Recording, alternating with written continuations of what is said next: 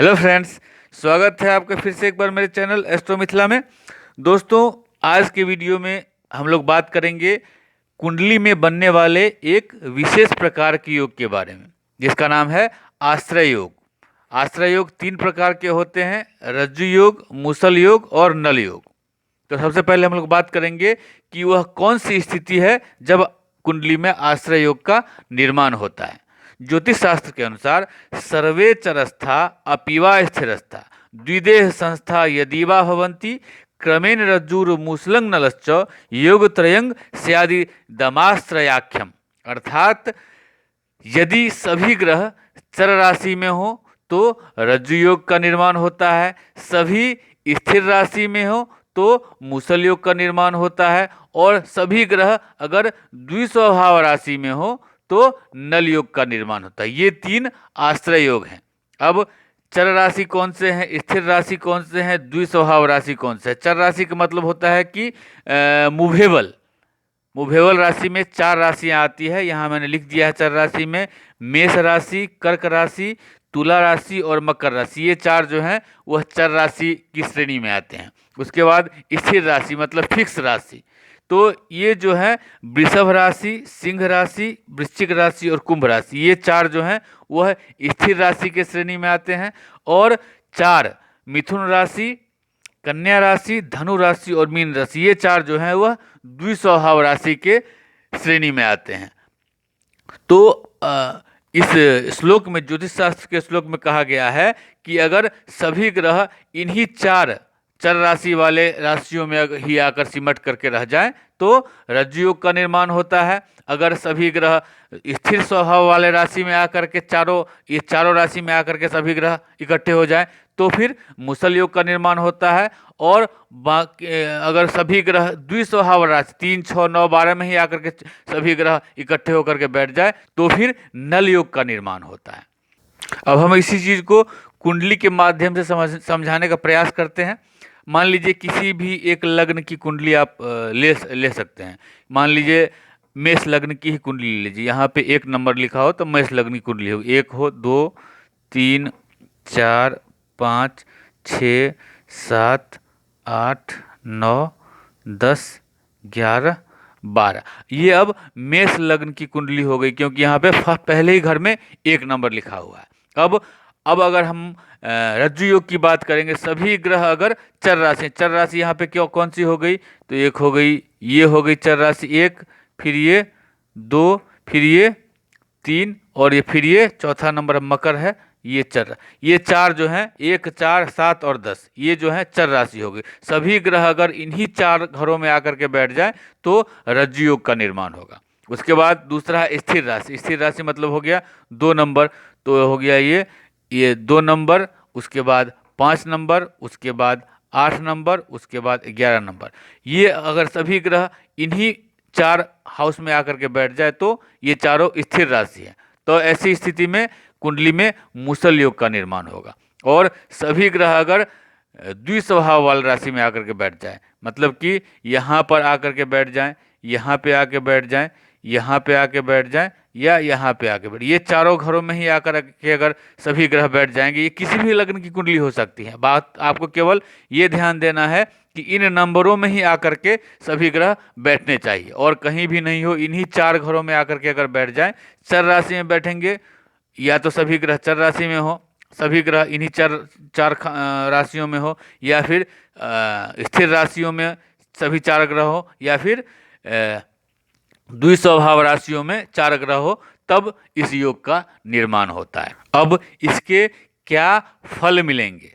अगर बालक के जन्म के समय सभी ग्रह जो है चर राशि में हो और रज्जु योग बन रहा हो कुंडली में, तो जातक को उसका क्या फल मिलेगा? रज्जु योग क्या कुंडली में क्या फल होता है? तो ज्योतिष शास्त्र में कहा गया है कि अटन प्रिया स्वरूपा परदेश स्वास्थ्य भागिनो मनुजा क्रूरा खल स्वभावा रज्जु प्रभवाह सदा कथिता।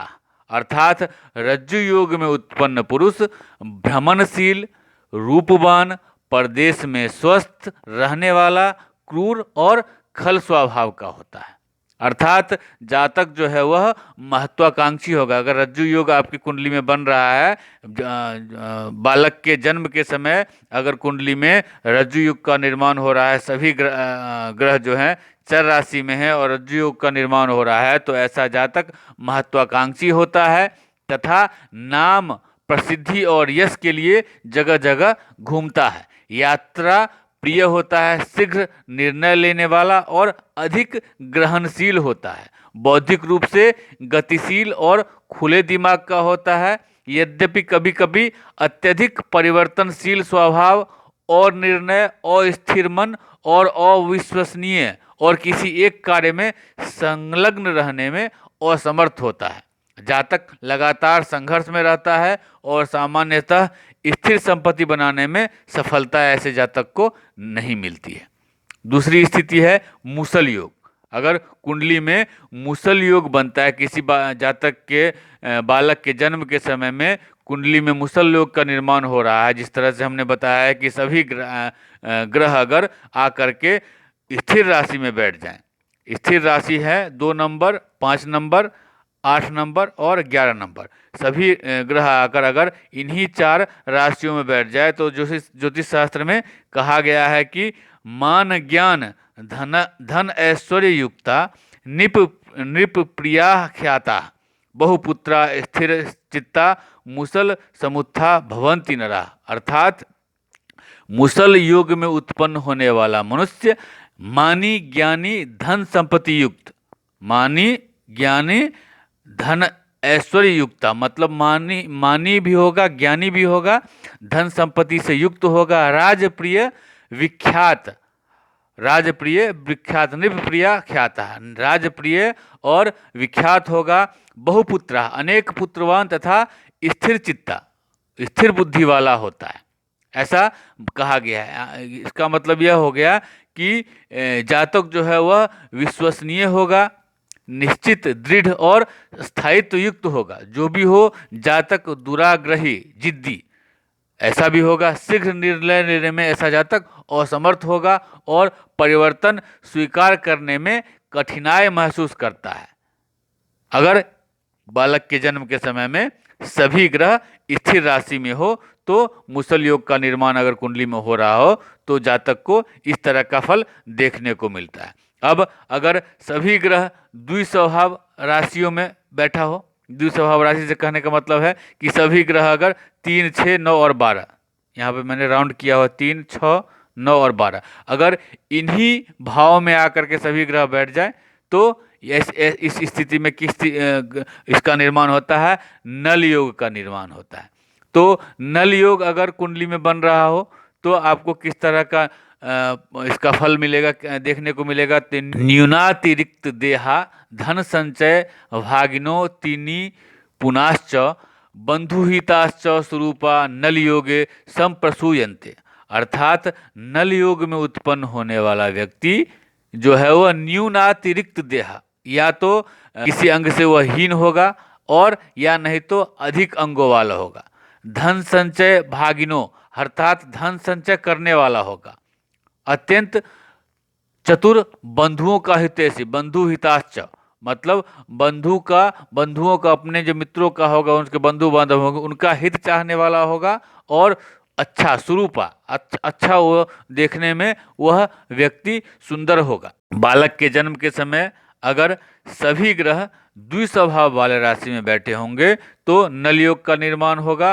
और नल योग का अगर कुंडली में किसी बालक के जन्म के समय कुंडली में नल योग का निर्माण हो रहा है तो ऐसा जातक किसी अपने शरीर में या तो किसी अंग से हीन होगा या फिर एक अंग ज़्यादा, किसी को देखते हैं 5 उंगली की जगह 6 उंगली होता है, तो अधिक होगा हीन, किसी अंग से हीन होगा या अधिक अंग भी हो सकता है। अत्यंत कुशल, बंधु बांधव प्रेमी तथा सुंदर होता है और अवसर चूकने की प्रवृत्ति होती है जिससे निराशा और उदासी होती है।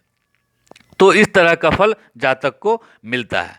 तो मुझे लग रहा है कि जिस तरह से हमने विस्तार से आश्रय योग के बारे में बताया है शायद आपको समझ में आ गया होगा। अगर मेरे समझाने का तरीका अच्छा है, आप लोगों को समझ में आ रही है चीज़ें, तो मेरे चैनल को लाइक कीजिए, मेरे चैनल को सब्सक्राइब कीजिए और मेरे वीडियो को शेयर कीजिए। और अगर आप चाहते हैं कि मेरे वीडियो अपलोड होते ही आपके पास पहुंच जाए तो बेल आइकन को ज़रूर प्रेस कर दीजिएगा। धन्यवाद।